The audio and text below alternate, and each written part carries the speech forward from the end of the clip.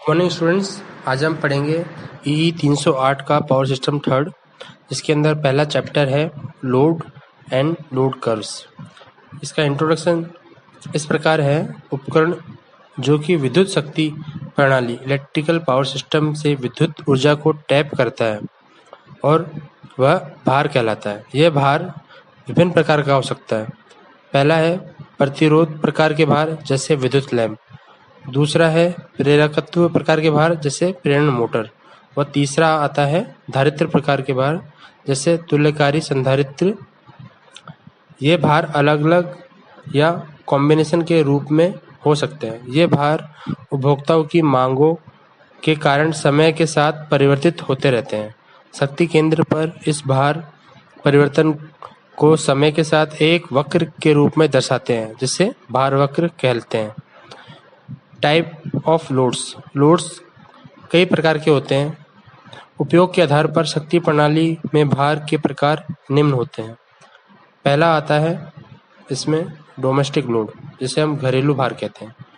घरेलू भार के अंतर्गत घरेलू उपकरण जैसे लाइटिंग, पंखे, refrigerator, heater, TV, cooler, mixie, washing machine, पानी पंप करने की छोटी मोटरें आते हैं।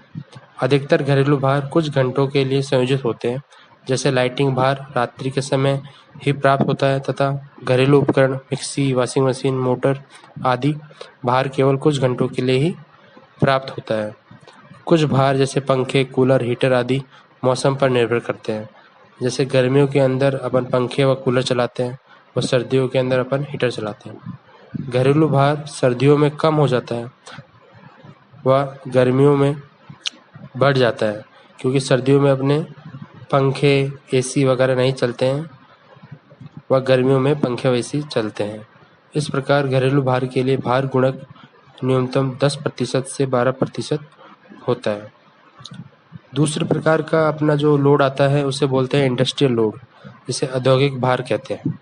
औद्योगिक भार फैक्ट्री या औद्योगिक प्लांट के द्वारा भार मांग लोड डिमांड से प्राप्त होता है। औद्योगिक भार का परिणाम उद्योग के प्रकार पर निर्भर करता है। इस प्रकार यह छोटे स्तर वाले उद्योग के लिए 25 किलोवाट तक होता है और मध्य स्तर वाले उद्योग के लिए 25 किलोवाट से 100 किलोवाट तक होता है तथा बड़े स्तर के उद्योग के लिए ये 500 किलोवाट से अधिक हो सकता है। औद्योगिक भार मौसम पर निर्भर करता है। तीसरे प्रकार का भार आता है कॉमर्शियल लोड, जिसे वाणिज्य भार भी कहते हैं, या एनडीएस, नॉन डोमेस्टिक। यह भार दुकानों में लाइटिंग, पंखों तथा आवश्यक उपयोगी उपकरणों के लिए मिलकर बना होता है। यह भार घरेलू भार की तुलना में दिन के समय अधिक घंटों के लिए होता है। जैसे कि दुकानें दिन में चलती हैं व रात में बंद रहती हैं। दुकानों में पंखे, लाइट के अलावा फ्रिज हो सकता है, एसी हो सकता है आदि। वाणिज्य भार एसी तथा हीटर मौसम के अनुसार परिवर्तित होने वाला भार होता है। चौथे प्रकार का जो भार आता है वो होता है म्युनिसिपल लोड, निगम का भार। नगर पालिका या नगर निगम के भार में उस नगर की रोड लाइटें, जैसे रोड पे स्ट्रीट लाइट लगी रहती है, पानी सप्लाई के लिए आवश्यक भार अर्थात मोटरें तथा पानी के निकास के उद्देश्य के लिए आवश्यक उपकरणों का भार आता है। रोड लाइटों का भार प्रायोगिक रूप से स्थिर भार होता है, क्योंकि यह रात्रि के समय का निश्चम भार होता है। पानी सप्लाई के लिए विद्युत मोटरों के द्वारा पंप चलाकर टंकियों में पानी पंप किया जाता है। यह पंपिंग का कार्य ऑफ पीक समय या ऑफ पीक पीरियड के दौरान किया जाता है, जिस समय लोड कम हो, जो कि सामान्यतः रात्रि के दौरान प्राप्त होता है। यह शक्ति प्रणाली का भार गुणक बढ़ाने में मदद करता है। पांचवें प्रकार का जो लोड आता है वो होता है इरिगेशन लोड, जिसे हम कृषि भार से भी जानते हैं। यह भार खेतों को पानी सप्लाई करने के लिए आवश्यक मोटरों के द्वारा पंपों को चलाने के लिए आवश्यक विद्युत शक्ति पर निर्भर करता है। सामान्यतः यह भार रात्रि के समय 12 घंटों के लिए सप्लाई किया जाता है।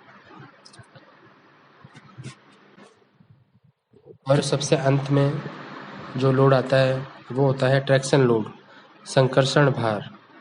यह भार ट्राम कारों, ट्रॉली बसों, रेलवे आदि से मिलकर प्राप्त होने वाला भार होता है। इस प्रकार के भार में परिवर्तन अधिक होता है।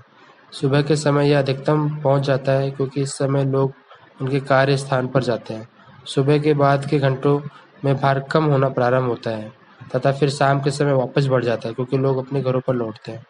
तो ये थे 6 प्रकार के लोड जो हम अपने आसपास देखते हैं। इन्हीं लोड्स व भार को अपन स्टडी करके लोड कर्व्स बनाते हैं और पावर सिस्टम की गणना करते हैं। Thank you.